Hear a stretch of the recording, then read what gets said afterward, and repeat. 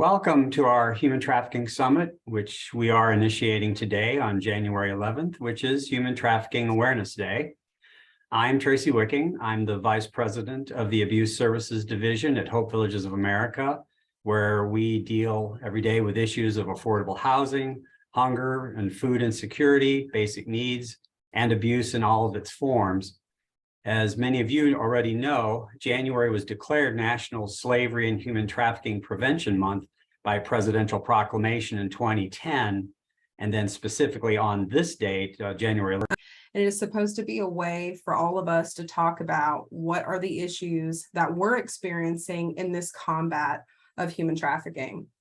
So again, as he said, January month, this is not something that should only be done within 1 month. This is something that we should continue throughout the entirety of the year. By starting early, starting in January now, this gives us an opportunity to work together as organizations, figure out the ways that we can each benefit each other, because we can't do this alone. There are things that you may be good at that we're not that great at. And then there also may be things that we do best that you may need us to do for you. So by us working together, we're going to be able to make changes a lot faster, efficiently, and making a difference as a community, which is what the goals are. So again, as a human trafficking here, so far I have been conducting trainings for not only our organization, but as well for libraries, hotels, spas, massage parlors. I have been doing some at the hospitals, just bringing awareness out to these different organizations that survivors may come in contact with. Again, we do not house trafficking survivors here, which is why I have worked such amazing programs we are here to represent today that has been able to assist us in that manner. But we have been helping with all of the resources and referrals that we can give. We also have a hygiene and clothing clause, transportation, legal or that may need to happen. We're able to reference them to exactly who they need to go to and what they need to do in order to make sure that they are safe and secure.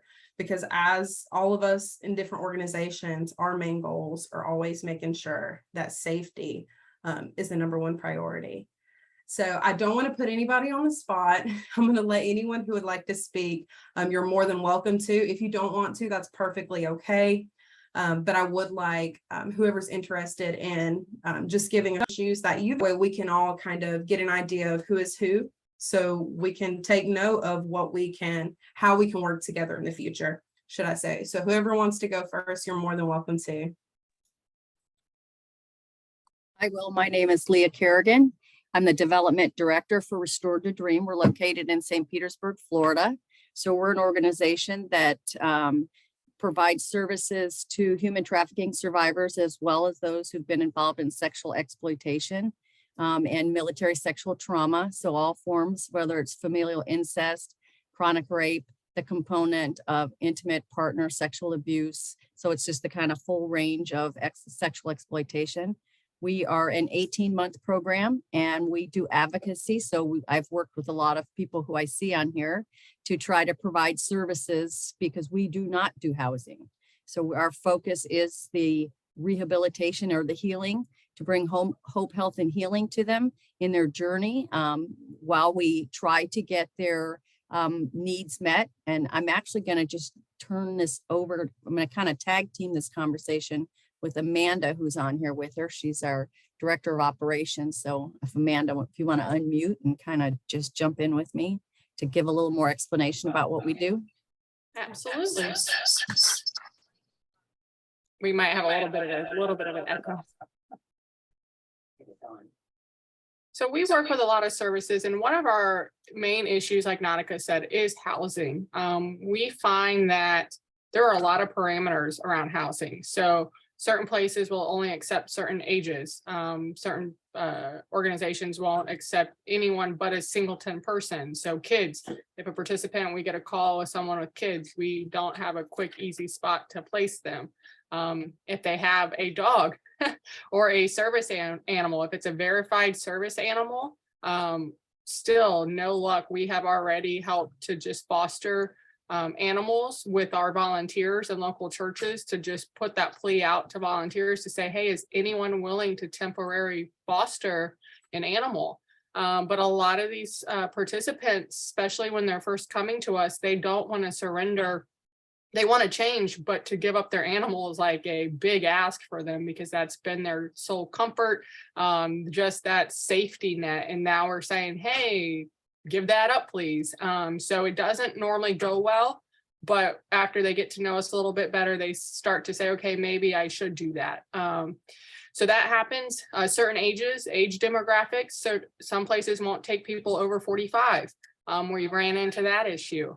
We ran into if they're, and I hate to say this, if they're too healthy, that's sometimes a problem. So they're trying to leave a situation that they've been trapped and exploited in, but they don't meet the requirements of needing, you know, the detox facility, or they don't have the addictions, or they don't have this, they don't have that. And places are like, well, they're a little just too healthy, which is really heartbreaking. And then we have people that are ready to try to leave the lifestyle, but the availability, they're like, well, maybe in 2 weeks, and we have nowhere to hold that person for 2 weeks as our organization, and we've reached out to other places.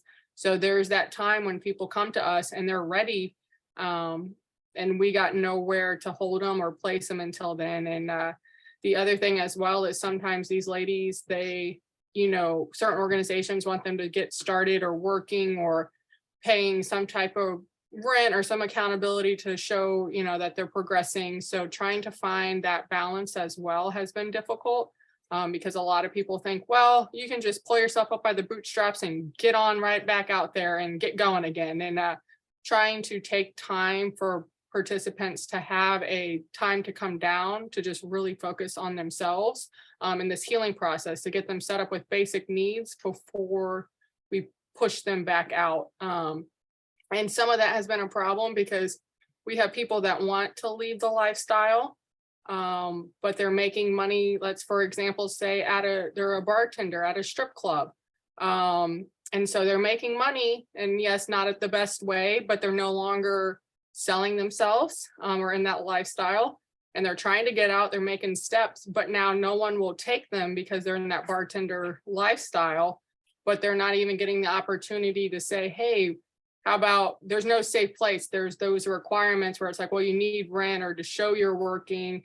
In service industries, I'm not sure how well everybody's aware, but just going to go be a server at a restaurant is also a very exploitive target ground for weak and vulnerable populations. So people say, well, just go be a server at Wendy's or whatever. And we found that too, people come back to us and say, hey, those places aren't really ideal as well. Transportation's also a big thing. A lot of our participants that we've come across are not comfortable with taking buses. They might have to transverse through the path of their abuse, or come in contact with that population that they're very familiar with if they're trying to get to point A to point B in a local area. So transportation is a big issue that we encounter. Over half of our participants don't have transportation to our program. So we work out options to do that, to try to provide them. And then just trying to get them set up with just basic mental services and the counseling cares that are needed, because a lot of them aren't working right away. And to have free services, there's a wait list, there's a whole bunch of just red tape, I should say, to try to cut through. So I'll let somebody else jump in because I think I could go on, but I'm so glad that we're all here together because there's just such a need to try to really work together. Like Nautica said, we do one thing really well. We'd love to stay in our lane and continue to do that well and come along other organizations so that we can really become a community that is combating human trafficking. So yes, please, I'll get off my soapbox and I'll circle back if no one else wants to talk.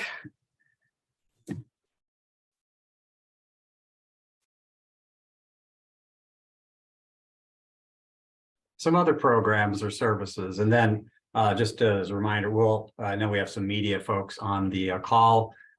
give everybody a chance to introduce themselves, their programs, so that you get a little background information. And then certainly we'll make time for answering questions that people might have. Thanks. Who's next?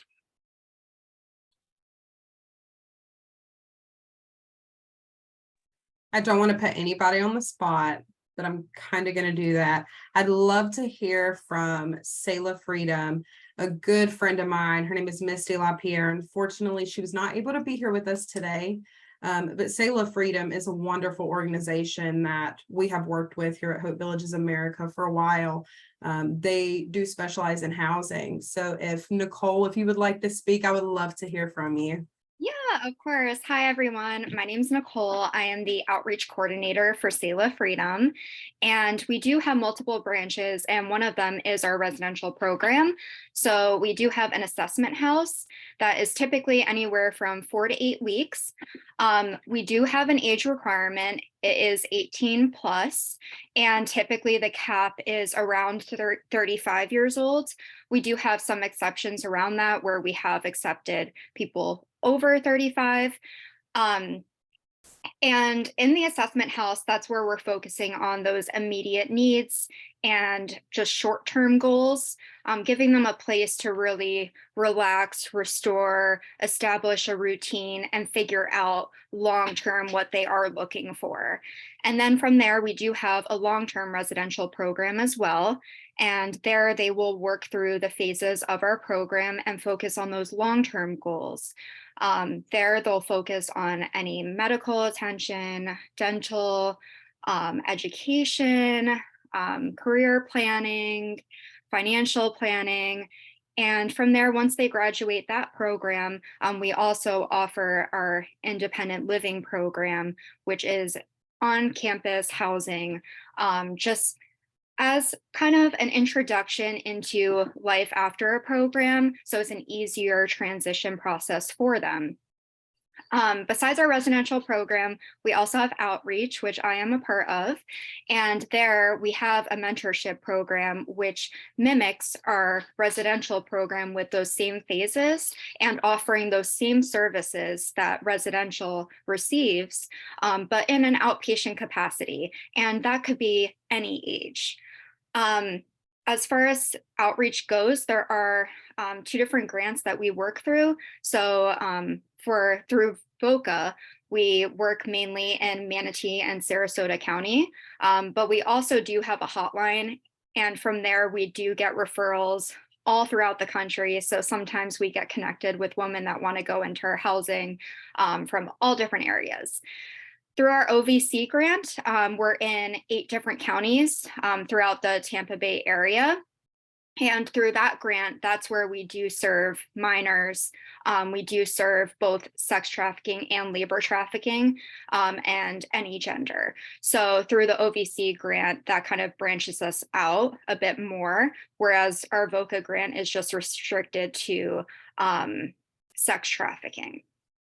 So besides those programs, we also do awareness. And that's just where we're talking to different donors and people, just explaining what human trafficking is, what Selah Freedom does, our mission.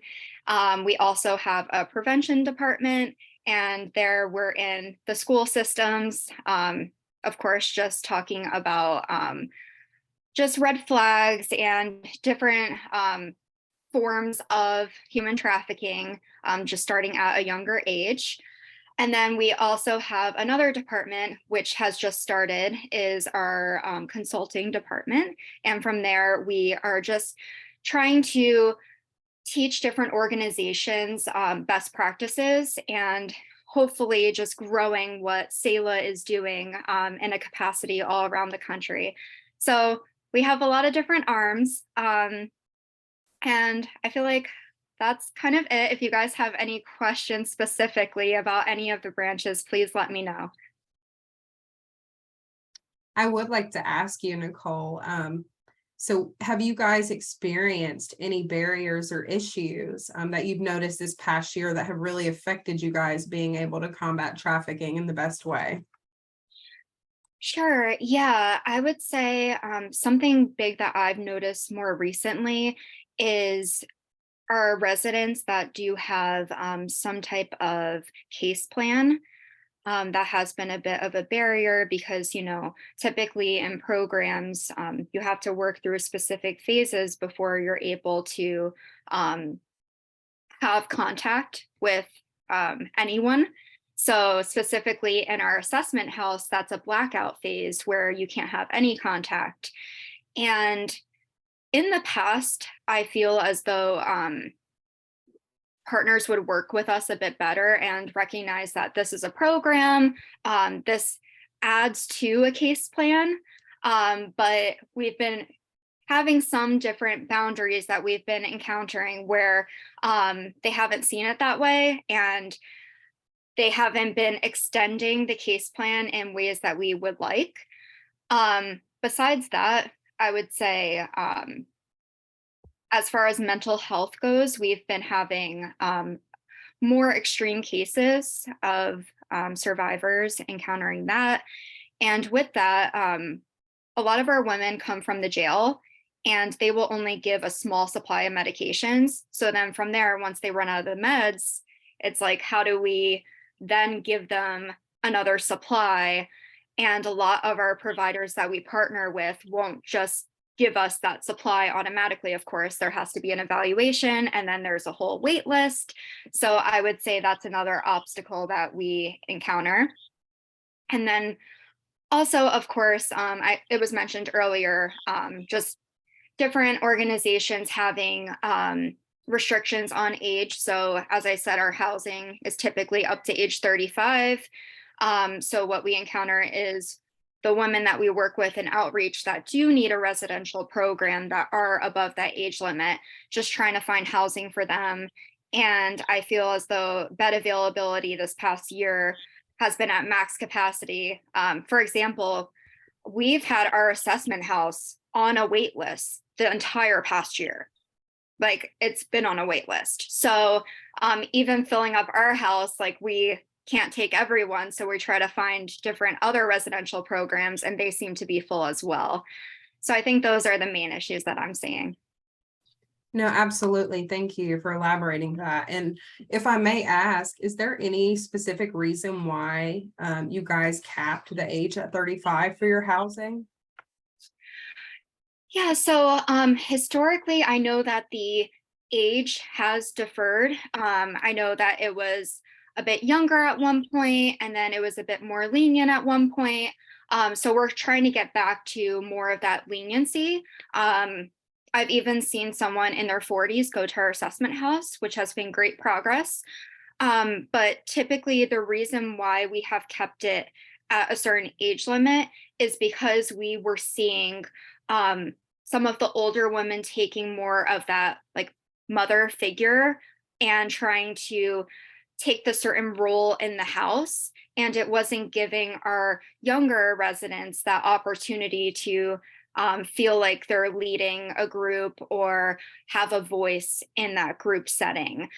So just that age range was having some issues, but I think we've been working as a team to kind of navigate that in a better way.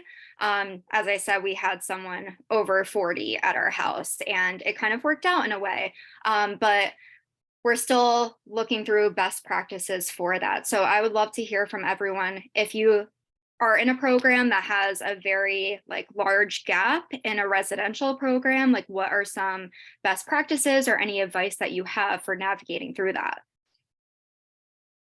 Thank you so much. Whoever wants to, you can answer her question if you want, or if you want to go ahead and introduce yourself, please, whoever.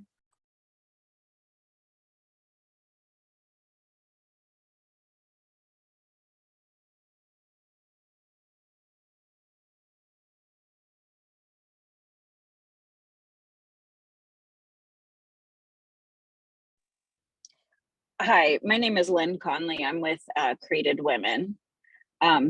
I think I can respond a little bit to that and talk a little bit about the services that we offer, because we do serve women, adult women, 18 and older. We don't have a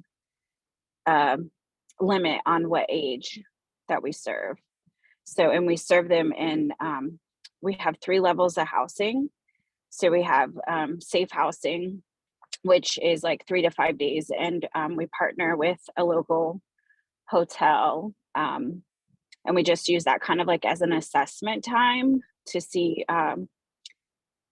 what their needs are, immediate needs are, and what types of services would be best for them. And then we have transitional housing, which can be up to 90 days. More recently, we've kind of been extending that based on need as well. But that is more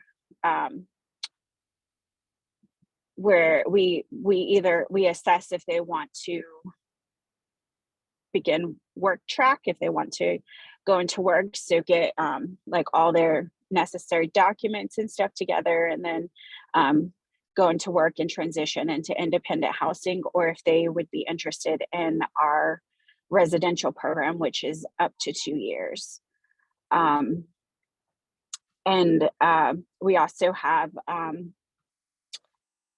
created academy, which women, they don't have to be in any of our housing programs to participate in that, and they can come and do GED classes and computer classes to gain job skills in order to get into the work field. And then we also do street outreach and club outreach as well. So the question about how to kind of navigate the different ages, I mean, I think it's just setting real clear, firm boundaries with the residents. We don't let them caretake for each other, like, and everyone has their own individual plan with goals that they're working on. And I think, you know, having like the multi-generational, like it creates a dynamic where, like, you know, there's experiences that other residents have had that they can kind of help with younger residents too, in a way. But I mean, it's setting clear boundaries, I think, where we don't allow them to parent the other residents, or to kind of take on that role. And if we see it happening, then, you know, we have conversations with them about that and explain, you know, why that's not okay. So I think that's kind of how we've navigated it.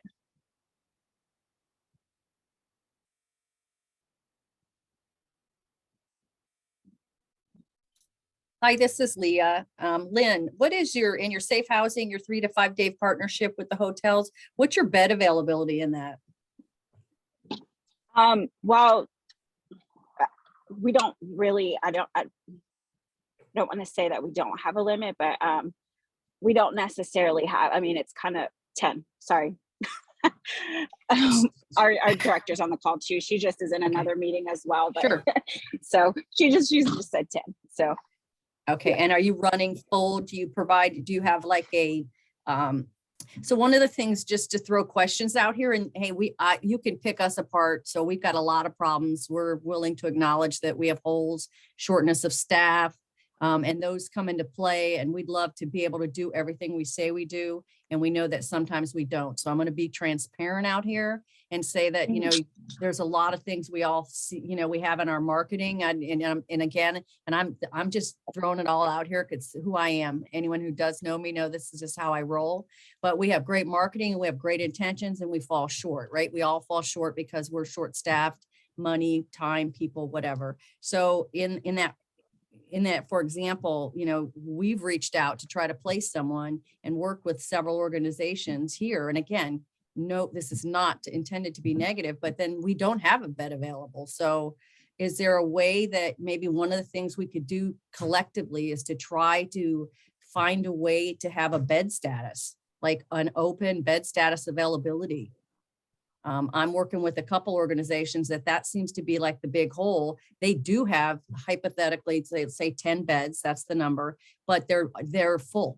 Like, I mean, I think that's exactly what we just heard previously with Nicole is, you're full, you've got a waiting list. So it's great that we all have these things, but if we all have waiting lists, then our ideal is just our ideal of having this assessment place or this respite or pick the term doesn't exist. So we all have to go, yes, we all offer it. Yeah, we're all full, but so really there's no place to go. There is no availability. So I was wondering if collectively we all think that might be one of the areas we could come up with a plan that says, hey, here's a way to kind of publicly put out what our bed availability looks like. Cause I'm sure you all run in the same circumstance we do, where I have an emergency call. I've got a woman. I've gone through the vetting process. I know what our status, what our needs are. I need a bed.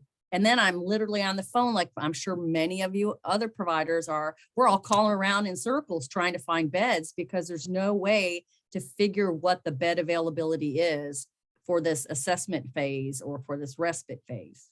Just a thought. So anybody want to kind of chime in on that? I do want to piggyback off that, Leah, and even ask as well, possibly to Nicole and then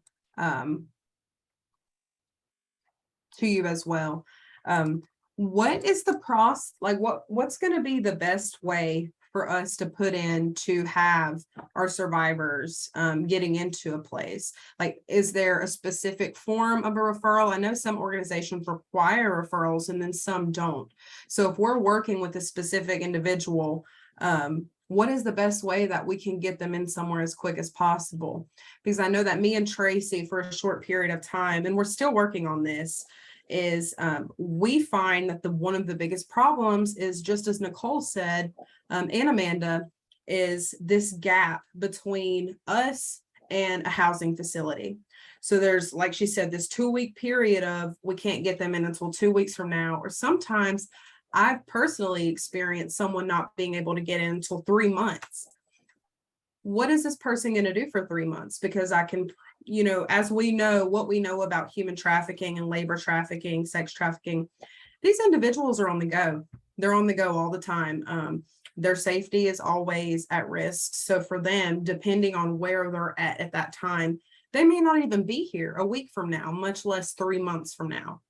So our idea was trying to figure out a way to come up with some short-term housing that could fill that gap for that period of time. That way we could get them into our organization or somewhere like Restore to Dream or somewhere, just doing an intake, getting their situation, knowing who they are, getting these immediate needs figured out, and then putting them into a short-term housing. This is where you're going to be at for 2 weeks, 3 weeks, just as soon as we can get you in somewhere, and then transferring you to somewhere like Created or Selah or Her Song or, whoever's able to house. So I don't know if you guys kind of if you're relating to that in a way. That's our thought process. Now, obviously, there's a lot of steps that need to go into place into opening up a place like that, because then we're also talking about individuals coming in who may be detoxing or may have mental health issues, or we could also experience what Nicole was saying is an issue with putting women who may want to be a mother figure in this small, just short-term spot. It could become, as I think our terms are, like a breeding ground for more trafficking to occur, more vulnerable women being exposed to even worse situations. So I don't know if you kind of want to piggyback on that as well, but what referrals, what's the best, what can we do from anybody's opinion? Whatever you guys think. I really want this to be thrown out there. That way we can, as she said, collectively figure out what to do as we move forward. I can respond as to what our process is. And so we currently do have a wait list as well. So, and that changes daily. It could change by the hour. It really is fluid, and it just depends on, at what time the person calls, if we have a bed available or not. But our process is that a woman would call our helpline, and then we would do a quick assessment with them. If we determine that they qualify for services with us, then if we're working on a wait list at that time, we add them to our wait list. And if we have a bed open and we do not have a wait list, then we would bring them in, usually into our safe housing to kind of assess them for that period of time. And sometimes just directly into transitional housing, depending on kind of what we determine at the time of that assessment. So what's your wait list experience? So I'm assuming, as you said, as Nicole said, we've been backed out for about a year. Everybody has been on a wait list.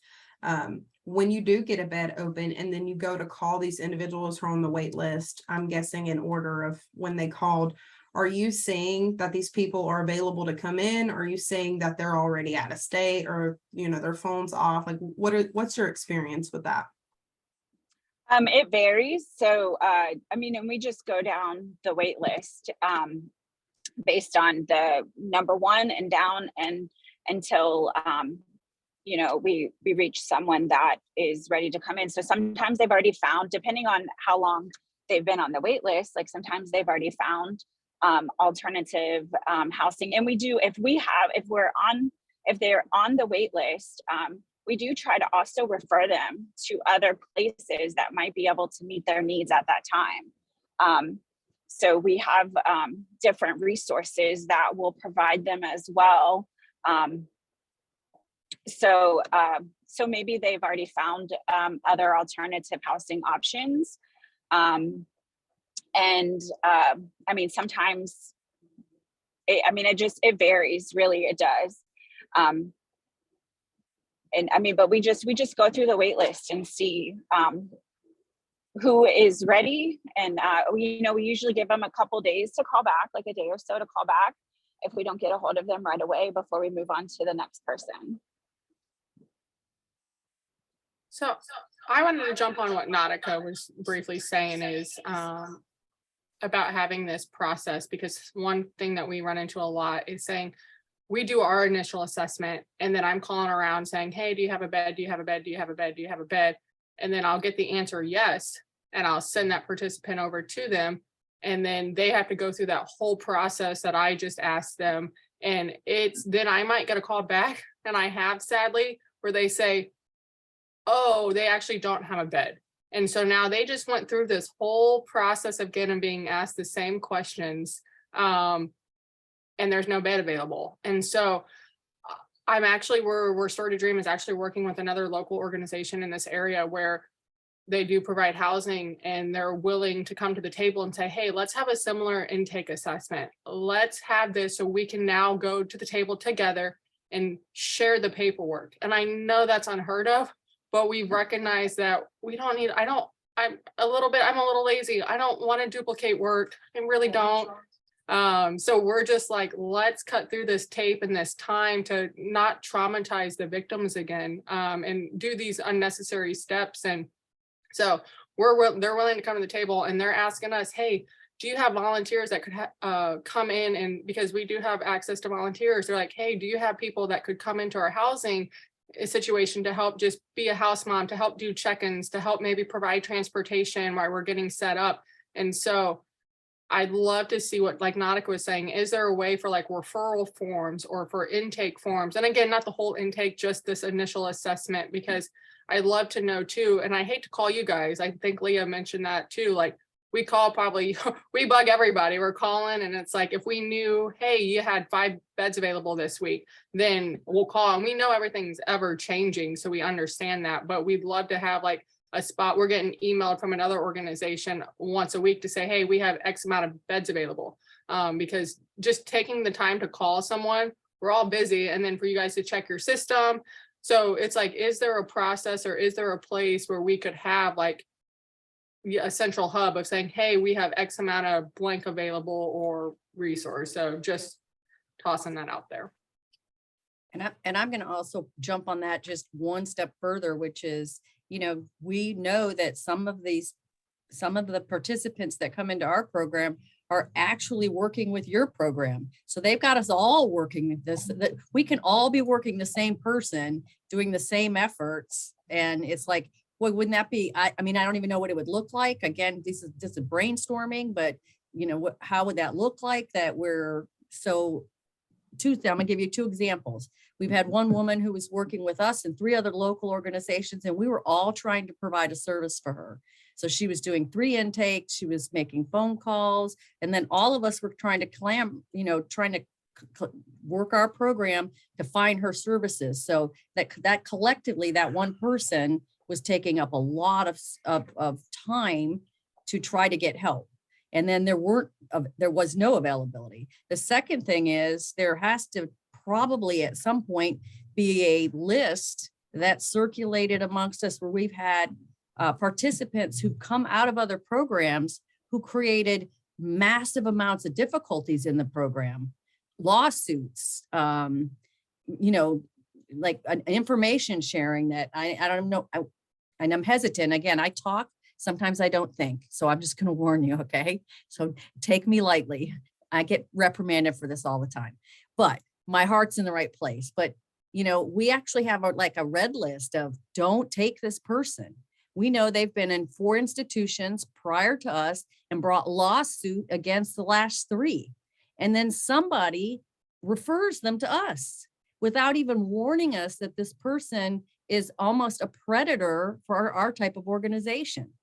And now we're sitting here working and we have no foreknowledge of this. So that's just kind of another area. Again, I'm just being transparent. I hope some of you, kind of take it with a grain of salt. I hope my words aren't offensive. It's not meant to be. I'm just saying, how do we collectively fix some of this stuff? And I would also like to jump in on that, Leah. So here at Hope Villages, we have a shelter for our domestic violence survivors. These are survivors. These are amazing women who we accept in and we work with, and we do an intake with them. And we help them in any possible way that they need. And we had advocates over there that know exactly what to do. So we can do this. Now, many years ago, we did accept trafficking survivors into our shelter. And then I was not here at this time. I don't think a lot of us were here at this time. However, they noticed very quickly, and this also came upon through research, that sometimes trafficking survivors who are placed into a shelter with other vulnerable women, whether it be people who have been also trafficked or domestic violence survivors or any form of abuse, they're often now even more vulnerable.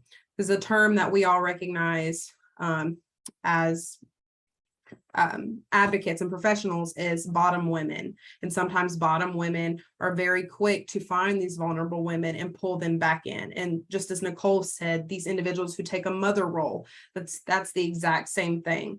So we had decided against that in order to protect the women that we have in our shelter, and that has allowed them to thrive even further, but also creates this issue of us needing housing.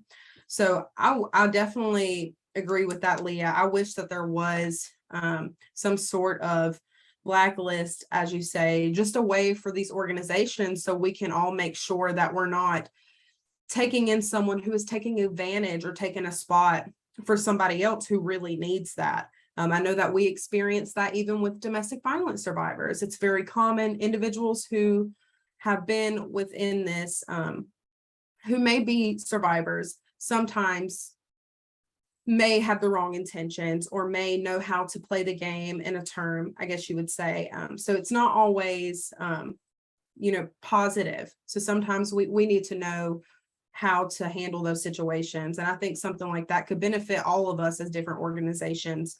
But again, to go off of her question that she asked was, I do wonder if there could be some sort of intake that maybe us as a community, like just an initial intake or form that we could all share that could possibly get individuals into each program a little easier, that stops them from having to re-ask the same questions over and over and over again, because we know that that's more traumatizing. We know that that makes it harder. And that's not to say that you don't need to ask them so as an organization. Of course, that's important. But these individuals often who call me and I speak to them and do an intake with them, they've already talked to about 7 other places. So I'm referring them to SALA or Created or Restored or her song and they're like, oh, I've already talked to her. I've already talked to her. I've already talked to her.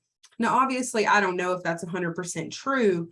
However, sometimes that is the case. So if there's a way that we can kind of collaborate together in that manner, or even an email or a phone call, as she said, could be really beneficial. So I don't know if any of the housing departments kind of want to speak on that, on what you think. Yeah. I'd love to jump in just to answer some earlier questions just about like our specific intake process and what our wait list looks like. So for Selah, I would say the easiest way to get in touch with us is through our hotline. And our staff is always trained to know how long the wait list is. So in order to avoid that extra paperwork, we will be upfront and say, look, our wait list is until currently it's beginning of March. So we'll say that on the phone so that the survivor doesn't have to go through a stack of extra paperwork. But if the survivor is in a safe place and says, yeah, put me on that wait list, then we will go through that paperwork. And what that looks like is it's a two-step process. There's an initial intake, which is a shorter, very condensed version, just basic information. And then our program application is a bit more lengthy, going into historical, family history, mental health, substance abuse, et cetera. If I'm partnering with a program where the program's referring someone to us, to make the process a bit easier, usually I'll just send the program, our program application, that longer packet, because as you said, you may already have some of that information, so you could fill it in and then ask the survivor any additional information, just to prevent asking the same questions. So that's kind of what our process looks like. And for our actual wait list, we put it in order of when we've gotten the referral, but we take into account survivors that are more high risk if they're in the community. Also looking at if they're safe, like if they are incarcerated currently, like they may be towards the bottom, but if they are entering our court program, Tyler Court, Turn Your Life Around, typically we want to get them in as soon as possible so that they could start their treatment plan since they're court ordered. So we take into account everything when we're ordering the wait list. So sometimes we do kind of jump around, but our staff is trained to let anyone know that calls the hotline. Going back to someone's idea, I think that's a great idea to just like have some type of information sharing of like knowing how many beds are available per program, because we do the same thing where we get a survivor that is very high risk and we don't have any beds available and we're making a million phone calls. And it's like that time could be spent in better use if there was some type of information sharing. But just thinking about what that would look like, it's very difficult because as Created stated, like their wait list changes by the hour. So it's not very feasible to send an email update every hour about bed availability. So I don't know if like maybe some type of shared spreadsheet rather than an email. And I know that we would have to be very upfront about those requirements. Like, will we update it weekly, daily? What does that look like? But I think that it would save us a lot of time. So I think that was a great idea. I think even, Nicole, a good idea would be just getting good points of contact for each organization. I'm a big person for when I first started in my position, I called almost all of you on the Zoom and said, hey, I'm Nautica, I'm new, and I want to be friends. I want to see what we can do together this year. And that's what I did. And that's how I've gotten so many connections. So I think knowing just someone at an organization, having their direct contact, and it doesn't have to be their personal number, but maybe their direct office number, because I know that I have unfortunately had to call the hotlines myself to try to get in touch with somebody. And then I'm transferred around to 5 different people, just trying to know if you have any beds open, right? So maybe just getting a good point of contact in each organization could be just potentially helpful. That's a great idea because I know, for example, Paula, I think you're on this call from Created. I'll just text her and say, do you have any beds available? So if you guys want, like I could share my personal phone number and you guys could just shoot me a text. That's probably the easiest way. And I always know if there's a bed available. But as I stated, right now, our wait list is until March. But for our hotline number is available on Seal of Freedom's website. If you don't have the paper to like write it down right now. And my personal extension is 707. And feel free to contact me there, and then I could give my personal number from there. Yeah, that would be amazing. And just for everyone in the Zoom call, if you want to put your name, your organization, and a contact information, it could be your email, phone number, anything that you would prefer. I'd love to see that in the chat. I can try to make a PDF of everything and send it out to everybody. That way you just have this big sheet full of people that you may possibly need. Just because it's really good. And I've said this about 20 times, but it's so good for us to be collaborative. It's so good for us to figure out what each organization does individually so we can figure out how to work together. I don't know if you're able to speak, Paula. If not, that's okay. I would like to hear from you if you're available. If not, again, anybody who wants to kind of chime in with your thoughts on the call so far, your name, organization, barriers, anything, please. Hey, Nautica, it's Paula. Hi. Hi, can you guys hear me? Yes. So for as beds go, I think Lynn just did our hotline. Thanks for having me here, Nautica. As beds go, I know that for me personally, I think we talked about this a little bit ago on the task force, which Leah was on, and I also kind of have the same feelings about beds. It's really hard to find them and find the numbers. I mean, we do housing in a lot of different ways. And so I know that there's a lot of barriers to like having accurate numbers every day because we do emergency housing too, and it moves so fast. And but just like I think and it was Nicole said, you can, if you have my cell phone number, and I know that a few people do text me and say, do you have beds? And I also know when we have available beds, that's for organizations, you know, not for survivors. So the numbers is a problem. I'm on a national bed, a sister network. And I think some of you may know that network, which is Thistle Farms. And they have we could probably do the same thing here in the Tampa Bay area. They have a Slack channel for beds. And it seems to be the most effective because it's real time. So, I mean, that's an idea, something like a Slack channel that's a bed channel for organizations that offer housing and people that offer resources to housing. And it works in the sister network because people can just go in and say, I have 2 beds. It's real quick. It's a Slack channel. I have 1 bed. You know, and then you can privately say, do you have any beds? So I like the Slack channel idea. It's in real time and it does work. So, I mean, I'm just throwing that out there as a suggestion. So that is a barrier that we see. And then also just the same things everyone else has, the detox dilemma. Sometimes when we have women, we can't even put them into safe housing because we do a urinalysis on them to make sure that they're not in a situation where they would need detox. And it's just a reality. So even if we had a bed available, sometimes we can't offer that bed because they need to go to detox.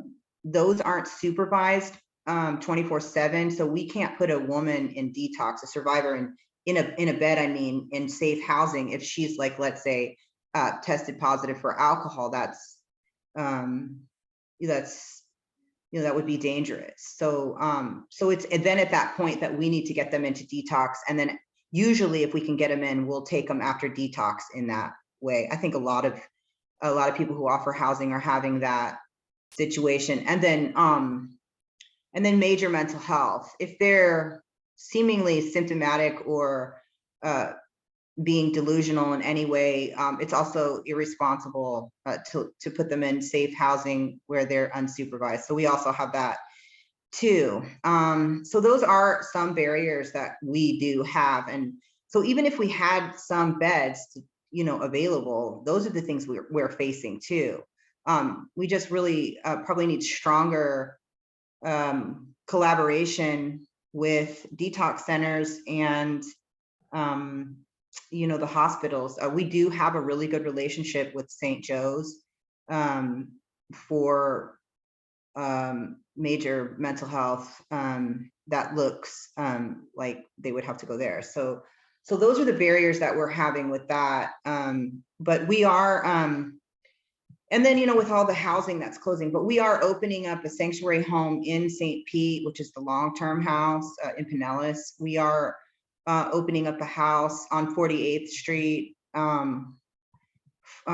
which is going to be for Anchor for transitional housing, and we're opening up a house in Lutz. So even though we have some of these same challenges, which I think we'll continue to have, we're still offering housing and we're still opening more housing.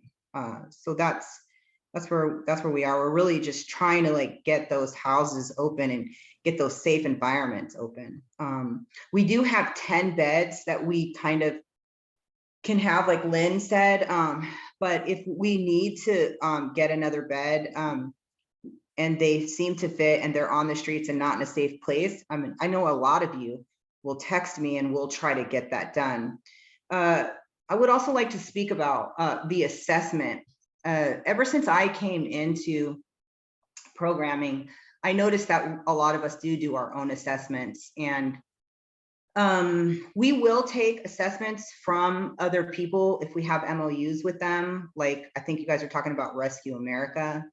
We will take their assessment if they call us, generally, as long as there's no major mental health, which is something we're working with there. So I would like to see another kind of conversation about how can we combine, what are we all looking for in our assessments, and how can we combine that and creating MOUs with each other to take those assessments when you guys are already managing.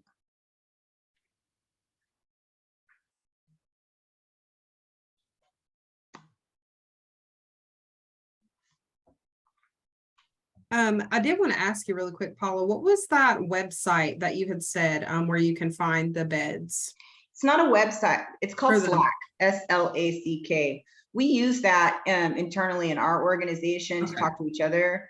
And the Slack and Slack, there's also an NGO. I mean, there's also we're in a sister network all over the country, so we can also move women around. But we communicate our beds through Slack. So we could have a Slack here in the Tampa Bay area that's or wherever we all are. That's sort of, I'm just trying to come up with solutions. I can hear you guys talking, but no, I that's know amazing. Yeah, I know that is a real-time solution that works for us all over the place, the Slack channel. And we're able to quickly, without it taking a lot of time for program directors, case managers to put in whoever is running that Slack channel. We have 2 beds, we have 1 bed. Hey, y'all, we have a bed in transitional housing. And that sort of lets all the case managers and intake specialists, people know where the beds are quickly. No, that's absolutely amazing. And that's definitely something we're going to look into. I'm sure Leah and then Will as well, because just any way that we can figure out a way to connect is just going to be more beneficial. It's going to save us all time. Yeah, so I don't know if anybody else wants to piggyback off that, if you have any ideas. I just had a quick question. What we find out when we call in a lot of organizations, whether it's for housing or for mental health, there seems to be more requirements than what's on their website of who they take, how they take them, what the requirements are. So I do my best to take notes so I don't, call the wrong person if I know I have somebody over the age of 35, for example, like was mentioned before. So is there a way, or is that information out there? Does anybody have a collective resource that, has kind of the ins and outs of organizational stuff? And I've been just kind of barely keeping track as I go through stuff to make little notes, but I didn't know if anybody had resources like that of what program requirements were, what some, mental health organizations, what insurances they will and will not take, things like that, that if anyone's kind of come across that, or drugs they take too, because we've had that issue where some places won't take like the substance Ritalin and things like that, or they won't take, like if you're a diabetic, you can't be needle injections. So we find out all these nuances almost too late in the game because we're all like, woohoo, we got a place. And then it's like, as we go through all the questions, they pull one out that I'm like, oh, I didn't even think about no needles in the sense of that, or Ritalin, or whatever it may be. It's just like, oh, now we get to another caveat that wasn't asked because since we don't do housing, we don't ask all of those questions, or same with mental health. So that's where I'd love to try to get your guys' input, that the people that do housing to say, hey, you guys need to like check this, look for this, ask that. So just kind of throwing it out there.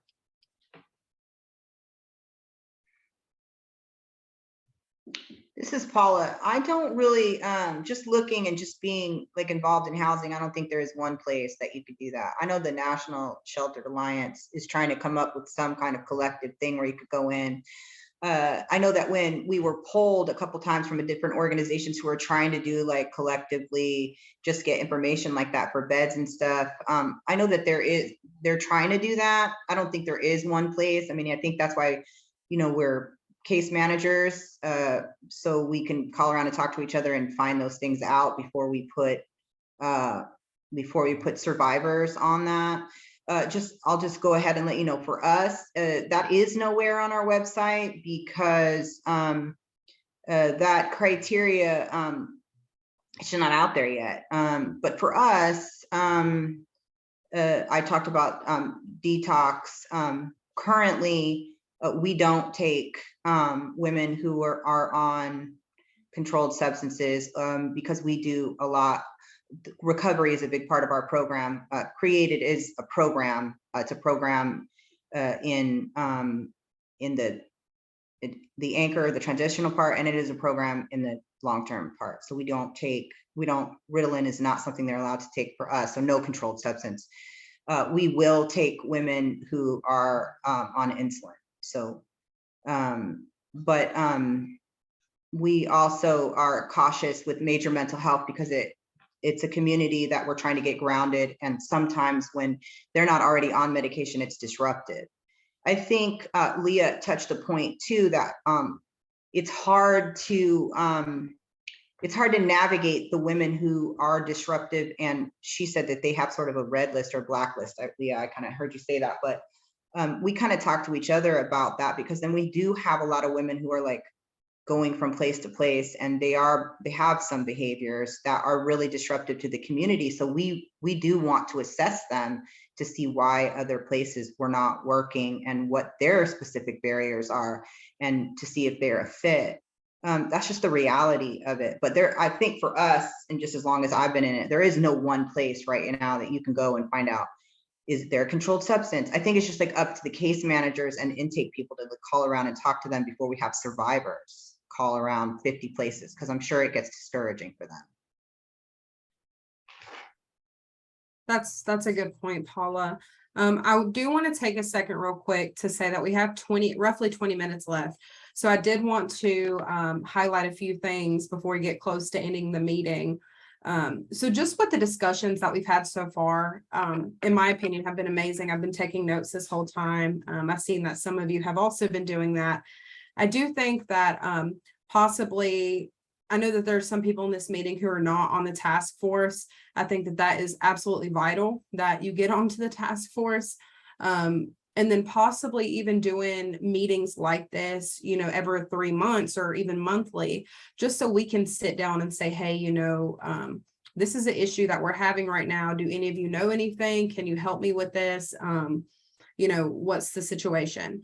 So, because just sitting here now, learning a couple things that we've learned, this is going to help us so much. I can definitely say that. And the point of contacts are going to be just amazing to have. So I know that we've had some of us who have been speaking pretty much the entire time on the chat, and thank you so much for your information. It's amazing. And I do want to highlight a little bit of why we're here, and just to spread that awareness of National Human Trafficking Month. So human trafficking, as we know, is a $150 billion industry that affects every single nation in this world. Okay. It is defined as a crime that involves the recruitment, the exploitation of individuals by means of force, fraud, and coercion for the purposes of commercial sex, labor, or services. Statistics are very difficult to get sometimes, and that is due to how complex and individualized and even situational different trafficking situations can be. But the global statistics that are included show that there are 40.3 million people in human trafficking, including 10 million children. And if this doesn't open your eyes a little bit, it should. That is a lot of people. And 27 million of those people are in some form of forced labor, and almost 5 million of those people are in forced prostitution or other forms of sexual exploitation.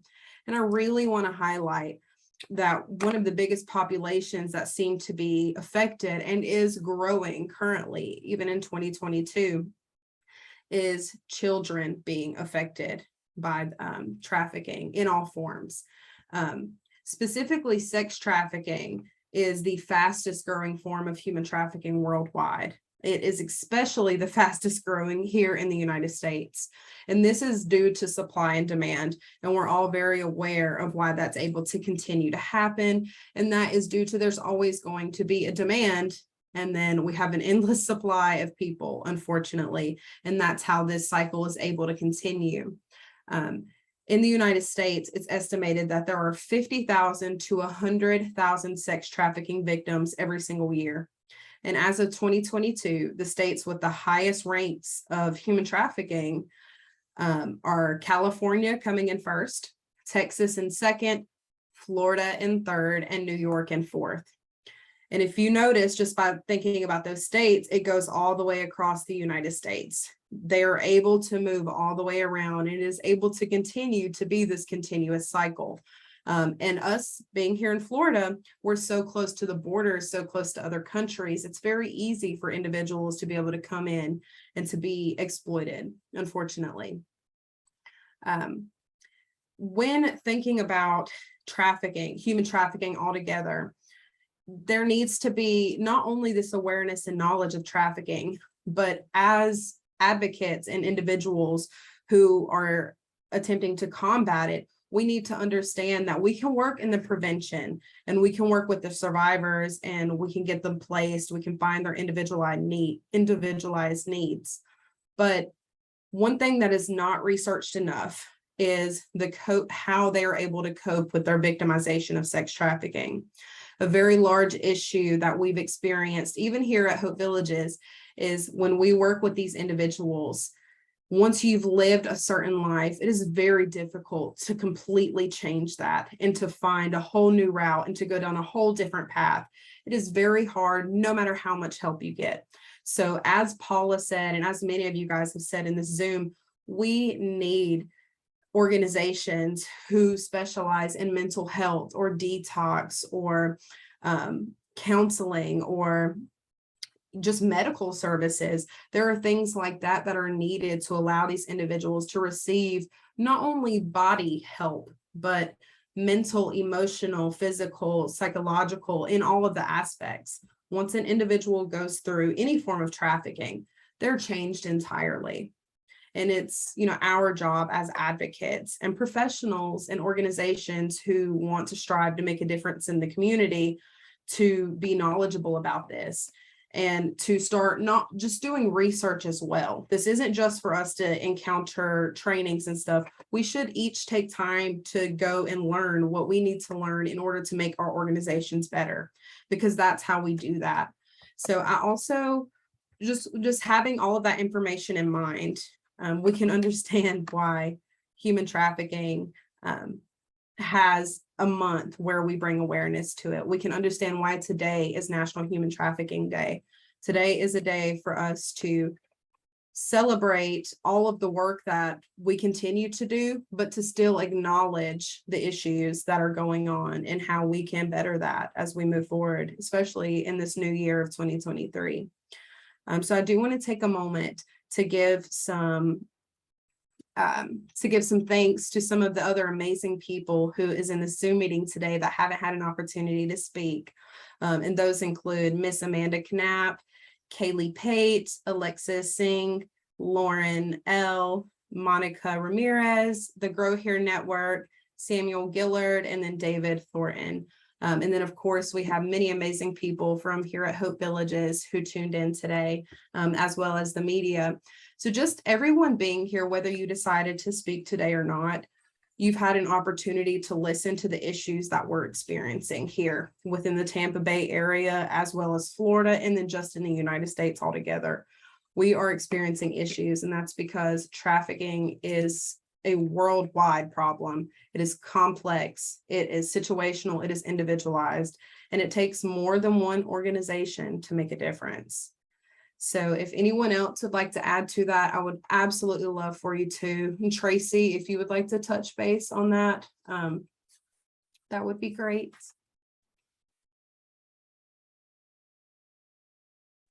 Yeah, I'd like to make sure we give Amanda or Kaylee or a few of the others folks a chance to speak first. We can wrap that up afterwards. I can go. Hi everyone. Thank you so much for having me on this important day. I am a second-year PhD student at FIU, and I focus on my research on victim identification. And most recently, actually in September, I interviewed the St. Petersburg Heat Department, the Human Trafficking Department, actually 10 officers. But what I mainly focus on is the lack of victim identification and the cultural barriers that law enforcement have that limits their ability to identify victims, and also the lack of investigation of labor trafficking, which I'm going to start researching more because it is under-researched in our country. Through my study, which will become my dissertation, I interviewed Miami Beach, where I live, and St. Petersburg, and found that both law enforcement departments do not investigate labor trafficking. And in many cases, they say they don't, that they don't have the resources. And that's for the federal government. Even though both departments admitted in St. Petersburg, they talked about the strawberry fields in your area, in that area, and then Miami Beach and Homestead with our farms. So while they know it's here, they just don't.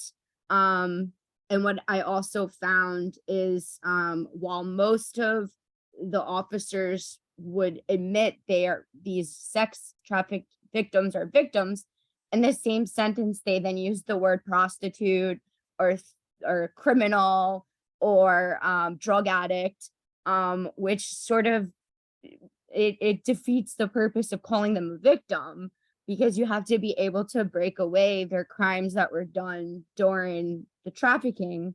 But while the Miami Beach department has been established much longer than the St. Petersburg, because St. Petersburg was established in 2020, Miami Beach only has 3 officers, while St. Petersburg has 7. So while Miami Beach seemed more in tune with the reality of the trafficking, St. Petersburg,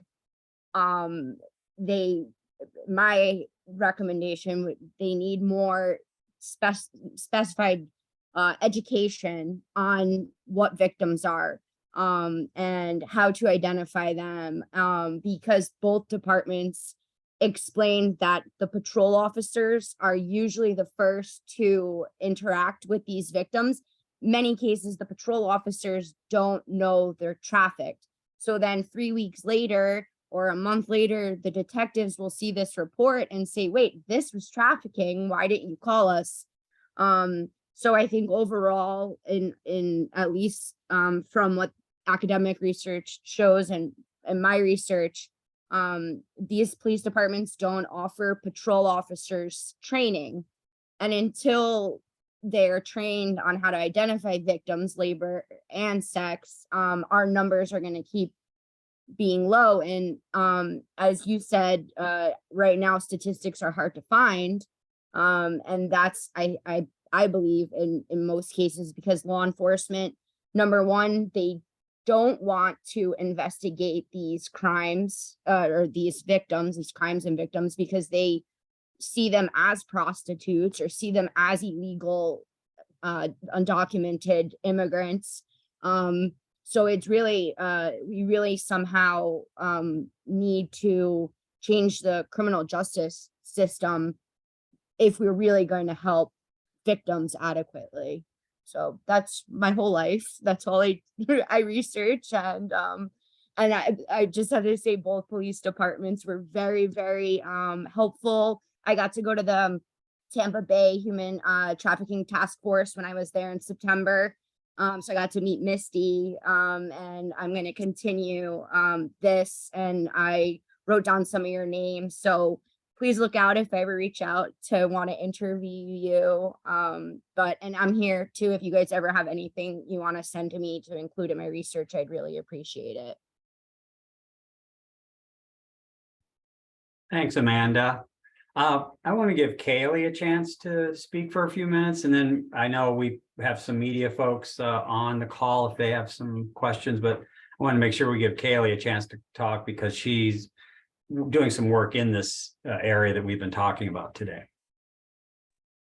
Thank you so much, Tracy, and thank you, Nautica, for inviting me here today. I really just was enjoying listening to you all speak about some of those barriers that you all are facing. Some of these are things that I was unaware of, so it's definitely given me some information to take back to Dr. Reed and the TIP Lab.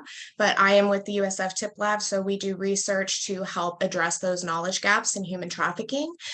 One of the projects that we're working on, which I think could be of the most benefit to you all, is the Bright project. So what we're creating is a vetted and secure network to get survivors connected to care more efficiently and without having to make that endless cycle of calls. So we're in the pilot phase right now. We will be launching that pilot within the next month.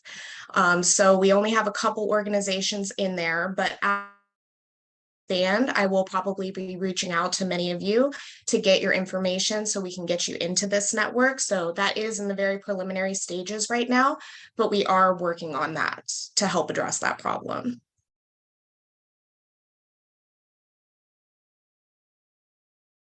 Super, thanks, Kaylee. Anybody else have a quick comment they would like to add before we give the floor to some questions? Actually, I do. Can you hear Yes, me, Michelle? Tracy? Yes, I can. Oh, hi. Hi. Hi, Tracy. Thanks.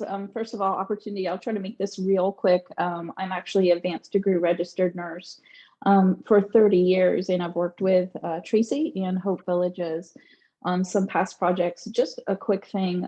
I think with the previous couple previous speakers, said is very much a judgment, both in law enforcement and medical field. I worked in ICU at trauma and ER for 20 years. And unfortunately, as I've learned through continuing education, I think we as nurses had a lot of missed opportunities with victims just because we were kind of focused on the acute injuries and assessment. I also worked as a certified case manager and registered nurse with a major insurance company. And now I'm actually the owner of my own company, Revamp Holistic Health. So I primarily work with older women, but I just had two quick questions, and this can be answered afterwards, maybe by email in the interest of time.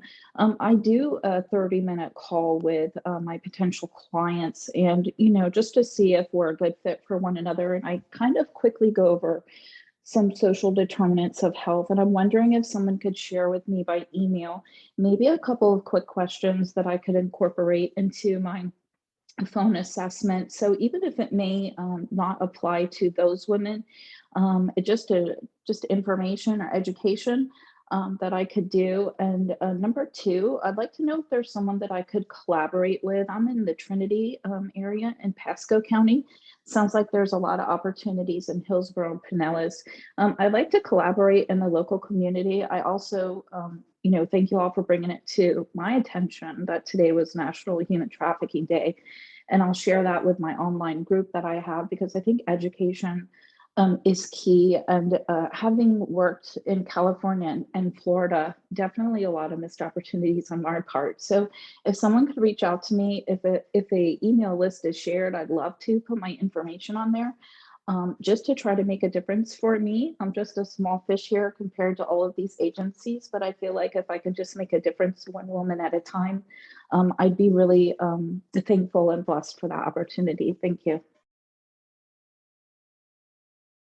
Thank you, Michelle. And I put since Michelle's on iPhone, I put my email address in there if somebody wants to respond to Michelle's questions.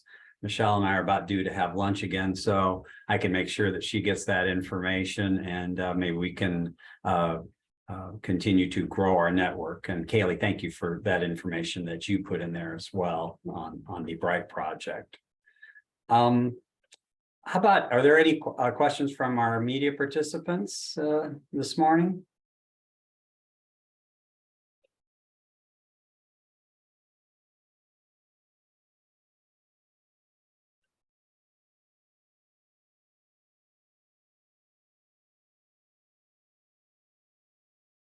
Probably busy working on deadlines. But I want to just thank everybody and be cognizant of the time that you've donated and dedicated to this today. And I know we have the other parts of our job to do as well today. And sadly for us, we will be saying goodbye to Nautica today. This is her last day with us. She's moving on to another position. But we're so, I know, yeah, I agree with you, Leah. I'm so appreciative for the work she's done for all of us in our efforts to deal with the human trafficking issue here. I know she's going to stay connected with us and continue to work in the community as well, and certainly give our provide our dedication, my commitment to making sure that we continue as an agency to work with the human trafficking issues in our area. So I'll definitely be reaching out. I think some of the things that have been brought to light today show that we can probably address some of these things, especially housing, shared information, assessments, MOUs. We can probably pull together maybe even a small work group to kind of address some of those issues as we go forward. And I will give my commitment to making sure that we pull our group together again. I can provide that and rely on your expertise. So I want to thank everybody for all that you do, and for those who have attended today. Please feel free if you have any other questions. You can address us. Obviously, people put their information in the chat. You can get the information to me if you have questions, and I can also disseminate some of those to people that are appropriate to answer those questions as well. So thank you again, everybody. Nautica, do you have any final words since this is your last day? No, I just wanted to say thank you to every single one of you who have taken the time to speak with me. I know that I've harassed so many of you when I first started trying to make connections, because there's nothing I believe in more than collaborations and then working together as a community. And I do think that's what the key is for all of us is moving forward in Tampa Bay. I'm, again, as Tracy said, I'm still going to be in the community. My heart is still within human trafficking. I did put my personal contact information in the chat. You are always more than welcome to reach out to me. I will still be working very closely with Tracy and Melinda. So I'm very grateful that everyone was able to be on this meeting today. I hope that you got something very beneficial out of it. I'm going to send out an email with a PDF document of all the contact information that was put into the chat in case you don't want to type or write everything out. But if you have any questions at all, do not hesitate to reach out to us. I do want to let you know as well, in March, there is going to be a 5K in honor of human trafficking. Now, I know some of you may not be runners, but Tracy is. And excuse me. Yeah, so it's on March the 23rd of this year, and it's called Stomp at the Demand. Okay, so if you guys want to, I can send the link for that as well. They are raising money in support of combating human trafficking. So that would be amazing. If anyone's interested, maybe your organization can kind of promote it or get within it. So that would be great. So again, you guys have an amazing day. Thank you so much for your time, and just let us know if you have any questions. Everybody make it a great day. Yeah, bye. Bye-bye. Thank you.